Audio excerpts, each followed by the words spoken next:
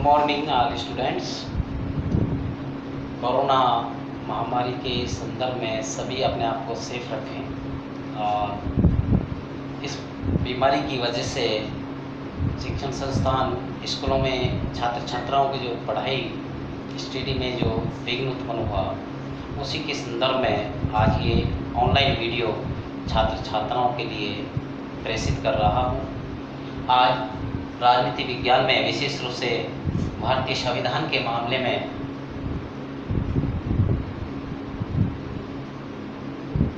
सबसे पहले सभी छात्र छात्राएं ये जान लें कि संविधान है क्या, संविधान क्या है।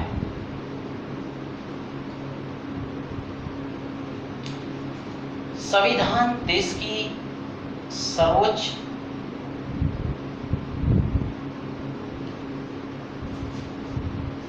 या सर्वश्रेष्ठ विधि है।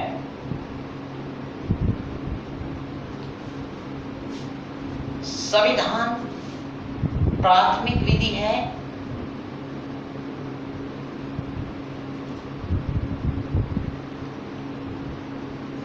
यह कानूनों, नियमों, परिनियमों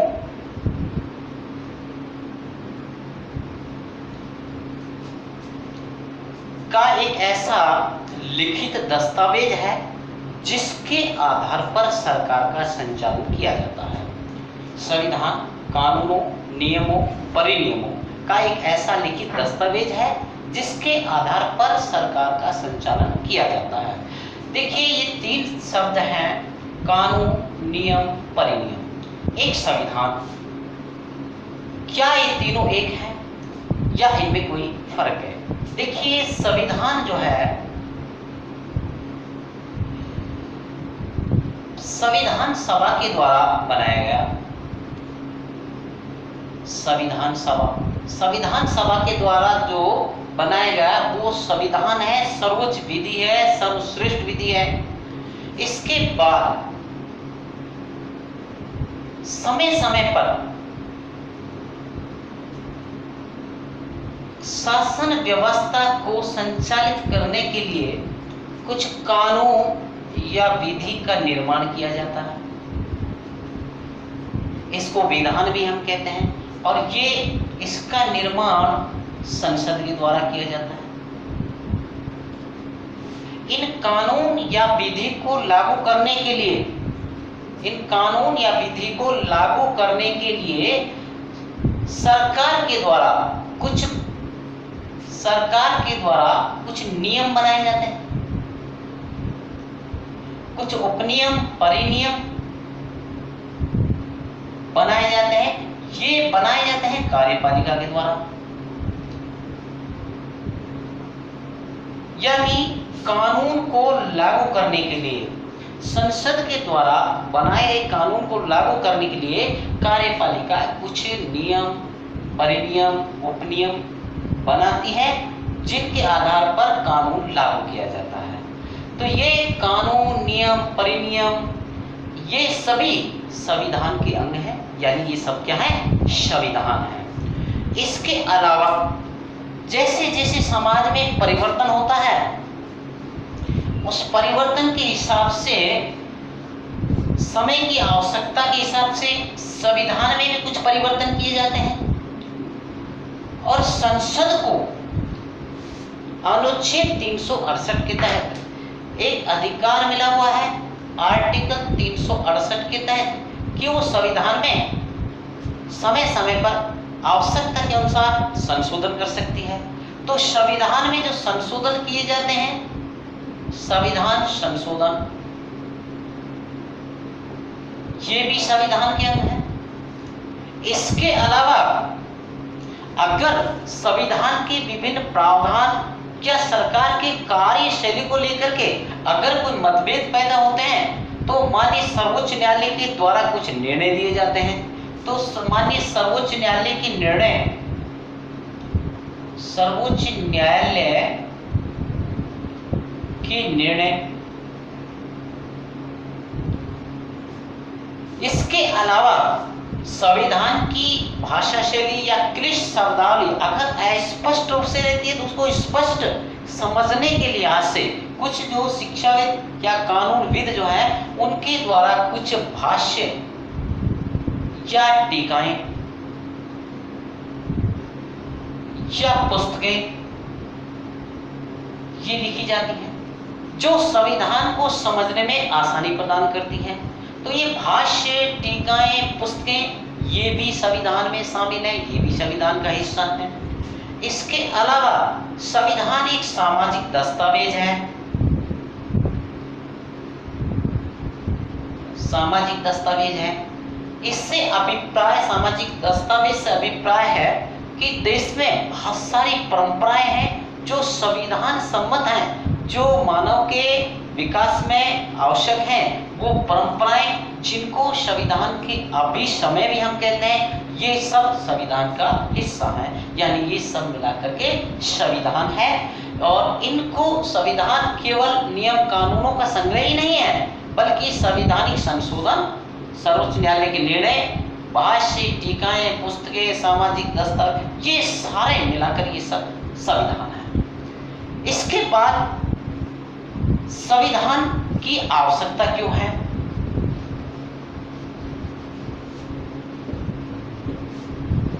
क्यों आवश्यकता पड़ती है संविधान की, ये भी समझने आवश्यक है। संविधान की आवश्यकता क्यों है? आवश्यकता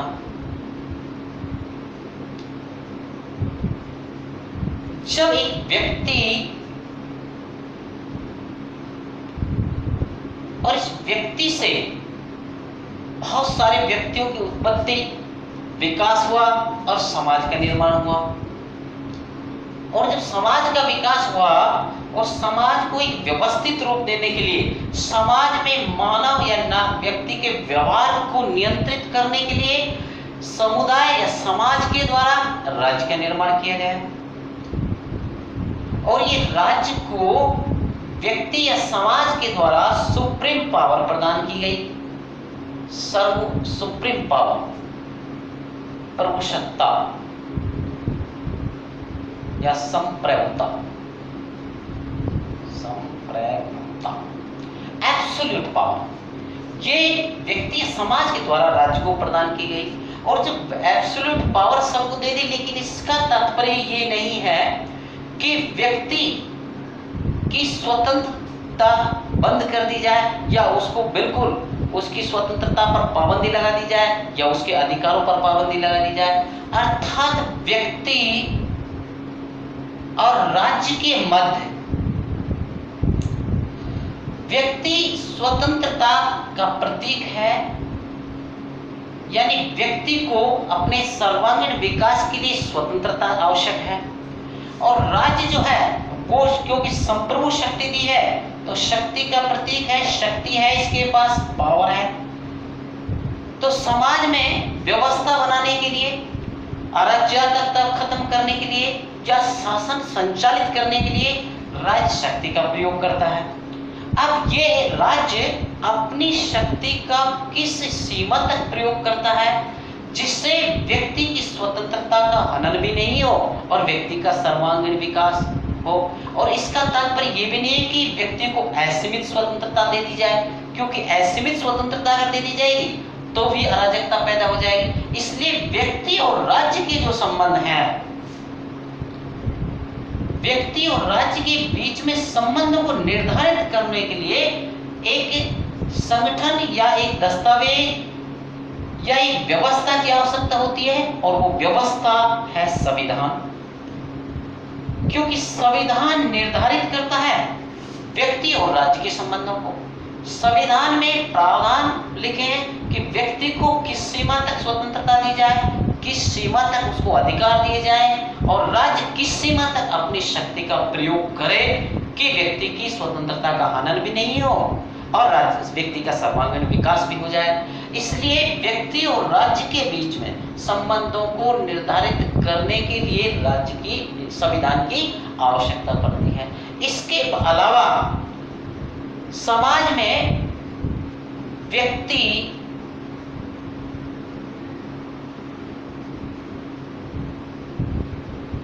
के व्यवहार को नियंत्रित करने के लिए, समाज में व्यक्तियों के व्यवहार को नियंत्रित करने के लिए संविधान की आवश्यकता है।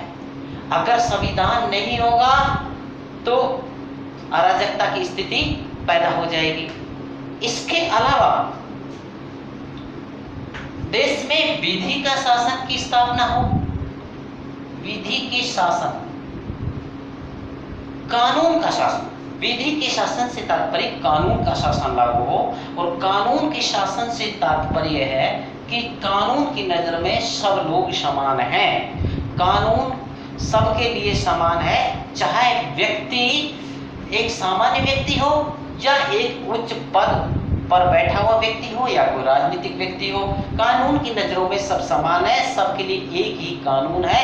अगर कोई भी व्यक्ति चाहे छोटा है या बड़ा है, अगर कानून का उल्लंघन करेगा तो उन्हीं प्रावधानों के अनुसार उसके प्रति भी कार्रवाई होगी।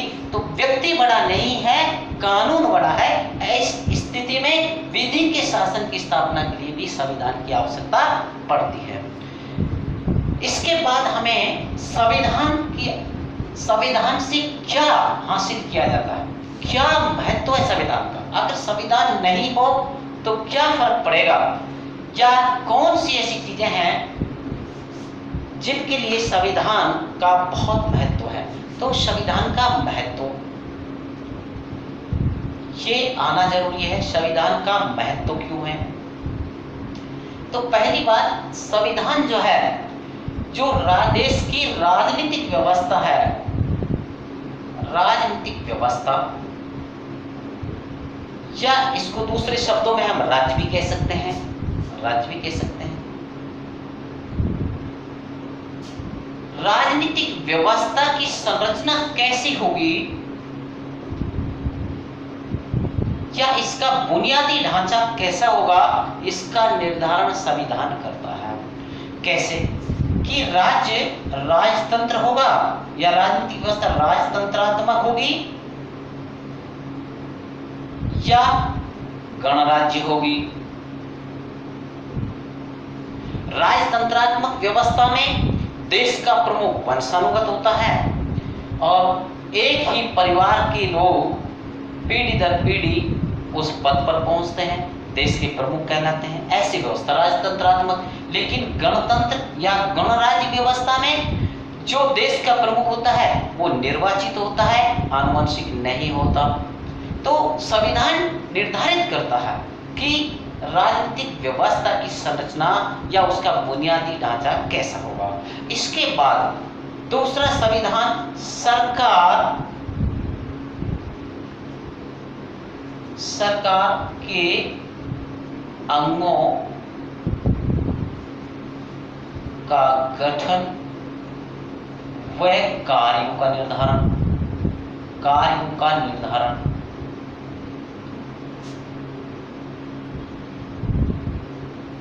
सरकार के अंग, और हम सब जानते हैं सरकार के 3 अंग हैं, कार्यपालिका,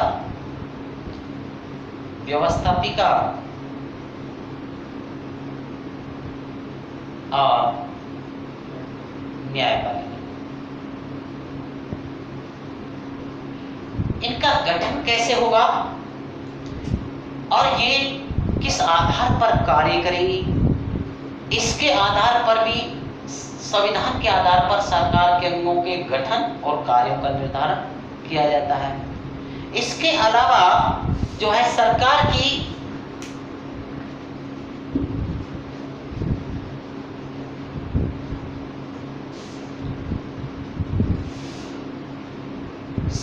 का रूप कैसा होगा। तीसरा, सरकार का रूप का निर्धारण, सरकार का निर्धारण 2 आधारों पर, संसदात्मक व्यवस्था होगी या अध्यक्षात्मक होगी।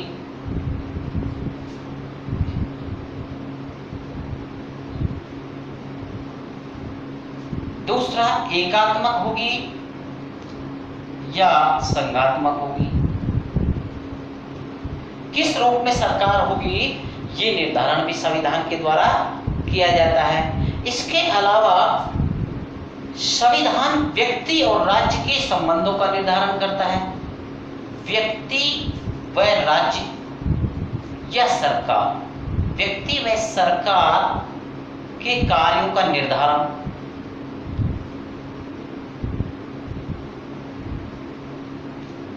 ये भी संविधान के द्वारा किया जाता है। अर्थात संविधान के द्वारा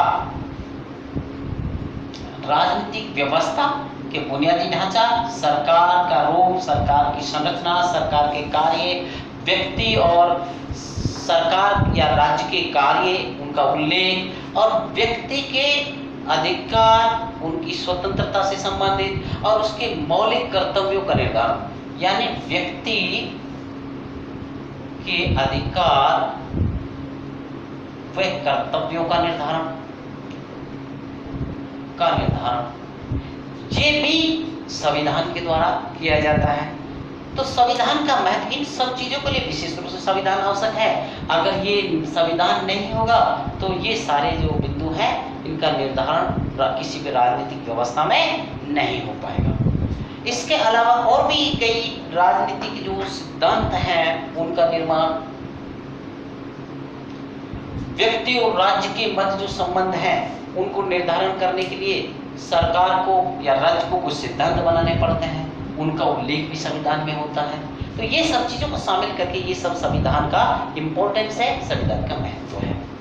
इसके बाद संविधान के प्रकार, ये भी जानकारी होनी चाहिए। संविधान के प्रकार, इसको हम 2 डायमेंशन, 2 भागों में, फर्स्ट टाइप और सेकंड टाइप, 2 भागों में डिवाइड करके थोड़ा अध्ययन करते हैं। फर्स्ट टाइप लिखित संविधान,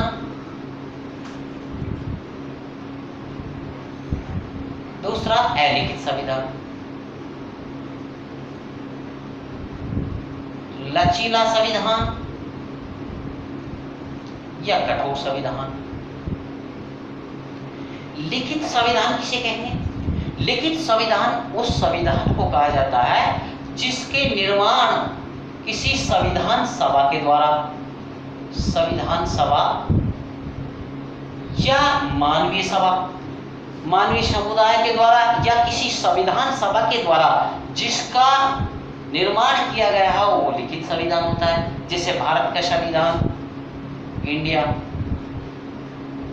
लेकिन अलिखित संविधान जिसका अधिकांश भाग अलिखित हो और जो भाग लिखा हुआ है उसका निर्माण भी किसी संविधान सभा के द्वारा नहीं किया गया हो या मानवीय समुदाय द्वारा नहीं किया गया हो, कोई संविधान सभा गठित ही नहीं हुई हो और केवल विकास का परिणाम हो, ऐसा संविधान अलिखित संविधान कहलाता है। जैसे एग्जाम्पल ब्रिटेन का, क्योंकि वहां संविधान के निर्माण के लिए कोई संविधान सभा नहीं बनी और ना कोई मानवीय संविधान के द्वारा उसको लिखा गया, बल्कि संसद के द्वारा समय समय पर कुछ नियम कायदे तय किए जाते हैं, उन्हीं के आधार पर देश की शासन व्यवस्था संचालित की जाती है। तो ब्रिटेन का संविधान अलिखित संविधान माना जाता है। इसके बाद दूसरे आधार पर हम डिवाइड करें कि लचीला संविधान, ऐसा संविधान जिसमें संशोधन साधारण बहुमत के आधार पर हो जाए। साधारण बहुमत, केवल 50% प्लस 1, किसी भी सदन के 50% प्लस आधे से एक ज्यादा किसी बात पे सहमत हो जाए तो उस विधि के द्वारा उस अनुच्छेद में संशोधन किया जा सकता है। तो ऐसा संविधान जिसमें साधारण बहुमत या साधारण विधि के द्वारा संशोधन किया जा सके वो कहलाता है लचीला संविधान। और ऐसा संविधान जिसमें संशोधन आसानी से नहीं हो बल्कि साधारण बहुमत के साथ साथ साधारण बहुमत प्लस विशेष बहुमत, इसके अलावा आधे से अधिक राज्य, आधे से अधिक राज्यों के विधानसभाओं में भी वो पारित होना चाहिए। आधे से अधिक राज्यों की विधानसभाओं पर अगर इस तरह का संशोधन करना पड़े, यानी संशोधन विशेष बहुमत से ही हो, साधारण विधि के द्वारा संशोधन नहीं हो, वो कठोर संविधान कहलाता है। इसके अलावा संविधान के संदर्भ में दो शब्द आते हैं। एक शब्द विशेष रूप से एक शब्द आता है संविधान और दूसरा होता है संविधानवाद। संविधान, दूसरा संविधानवाद। दोनों शब्द क्या हैं? देखिए, संविधान एक तरह से एक पुतले की तरह है, जो जिसमें प्राण नहीं है, निष्प्राण कहिए या अजीवित उसको कहिए। लेकिन संविधानवाद जिसमें विशेष रूप से एक आत्मा हो, प्राण हो, वर्किंग हो। जैसे अगर संविधान तो बहुत सारे देशों में कोई भी राजनीतिक व्यवस्था रही हो, चाहे राजतंत्रात्मक रही हो, चाहे तानाशाही रही हो, उन सब में संविधान होता है, लेकिन वहां विधि का शासन लागू नहीं होता। वहां कानून का शासन लागू नहीं होता। जो राजतंत्र यानी अलोकतांत्रिक जो सरकारें हैं, चाहे वो डिक्टेटरशिप हैं, जैसे सीरिया, चाइना,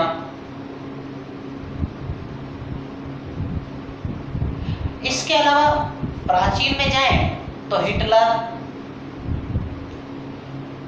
मुसोलिनी, ये जो तानाशाह या डिक्टेटरशिप राज थे, संविधान तो इनके पास था, लेकिन वहां कानून का शासन नहीं था, विधि का शासन नहीं था। संविधान एक किताब मात्र थी। राजा या जो डिक्टेटर तानाशाह था, वो कहता था वही कानून लागू होता था। संविधान यानी विधि का शासन लागू नहीं था। लेकिन संविधानवाद जहां संविधान भी हो प्लस विधि का शासन भी लागू हो, विधि का शासन, या जैसे भारत, इंडिया, ब्रिटेन है, अमेरिका है, रूस है, जहां संविधान भी है और संविधान की शासन विधि का शासन है, यानी संविधान की सर्वोच्चता है, कानून का शासन है, वहां व्यक्ति विशेष का शासन नहीं है। तो इसे हम कहते हैं संविधानवाद। ब्रिटेन है, इंडिया है, अमेरिका है, बहुत सारे कंट्री हैं जिनमें संविधानवाद है, जहां विधि का शासन है, संविधान और सभी विधि का शासन दोनों, इसको कहते हैं संविधानवाद। और जहां विधि का शासन नहीं हो, केवल संविधान हो सकता है, संविधान तो सब जगह उपलब्ध हो सकता है। इसके अलावा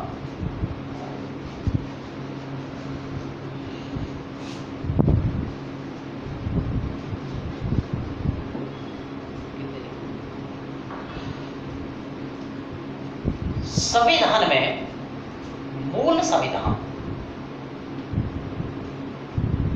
मूल संविधान में भाग, अनुच्छेद, अनुसूची,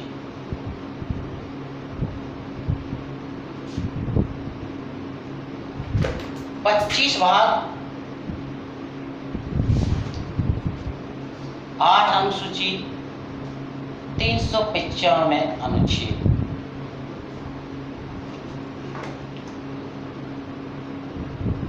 इसमें 22 भाग, 8 अनुसूची, 395 अनुच्छेद, उल्टा कर दिया,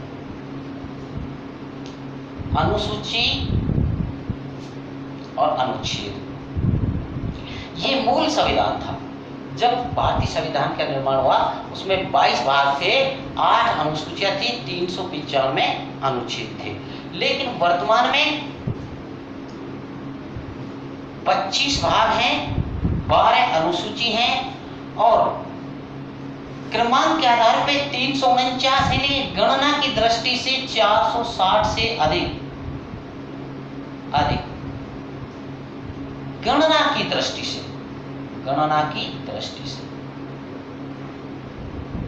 क्रमांक वही 395 है। अनुच्छेद जो है, क्रमांक अगर देखेंगे तो लास्ट एक से लेकर तो लास्ट अंतिम 395 ही होगा। लेकिन इन अनुच्छेदों के बीच में गणना करें तो बहुत सारे आर्टिकल एक आर्टिकल के मध्य में जोड़े गए हैं। जैसे 51 के जोड़ दिया, 21 के जोड़ दिया। ये जो सब आर्टिकल जुड़े हैं इनसे गणना की दृष्टि से अनुच्छेदों की संख्या बड़ी है, जबकि क्रमांक 395 से अधिक नहीं है। तो भारतीय संविधान के बारे में ये जानकारी। और भारतीय संविधान जो है विशेष रूप से कुछ लोग कहते हैं कि भारतीय संविधान उधार का हो रहा है। भारतीय संविधान पर एक आक्षेप लगता है कि उधार कब हो रहा है, यानी अन्य संविधानों से इसमें बहुत सारे अनुच्छेद या व्यवस्थाएं ली गई हैं, लेकिन वास्तविकता में ऐसा नहीं है। भारतीय संविधान में जो व्यवस्थाएं हो सकता है कुछ अन्य देशों से हमने उनकी भावनाओं को समझते कुछ प्रावधान लिए हो, लेकिन उनका भारतीय परिप्रेक्ष्य में अप्लाई किया गया है। ऐसा नहीं कि जो चीज़ हमने ब्रिटेन से ली, जो चीज़ अमेरिका से ली, हमने जो का तो भारतीय संविधान में उसको शामिल कर दिया। ऐसा नहीं है। जो भी प्रावधान जो व्यवस्थाएं ली हैं अधिकतर भारतीय संविधान में जो भारत शासन अधिनियम 1935 का एक्ट है उससे बहुत सारे प्रावधान शामिल किए गए हैं और उनमें विशेष भारतीय विविधता को ध्यान में रख के कुछ परिवर्तन करके शामिल किए गए हैं। और जो अनुच्छेद जो व्यवस्थाएं चाहे मौलिक अधिकार लिए हों, चाहे मूल अधिकार लिए हों, चाहे संवर्ग जो भी बाहर से अन्य संविधानों से हमने लिए हैं उनको भारतीय संस्कृति या भारतीय व्यवस्थाओं के परिप्रेक्ष्य में शामिल लिया है, जो तो शामिल नहीं किया है। इसलिए भारतीय संविधान पर उधार का बोरा कहने का आक्षेप प्रासंगिक नहीं है। और भारतीय संविधान की समझ, संविधान क्या है, संविधान क्यों आवश्यक है, संविधान का इंपॉर्टेंस क्या है और संविधान की टाइप, संविधान क्या है, संविधानवाद क्या है, ये सारे प्रकरणों पे आज इस वीडियो में समझ आप छात्र छात्राओं को पैदा हो गई होगी। अगर कोई ऐसा कोई बात ऐसी कोई रहे जाए कोई समझ में नहीं आए तो कमेंट बॉक्स में अपना सुझाव लिखें और अगला वीडियो आपको बहुत जल्द आपके बीच में प्रदर्शित होगा। तो इस वीडियो को सब्सक्राइब करना न भूलें। धन्यवाद।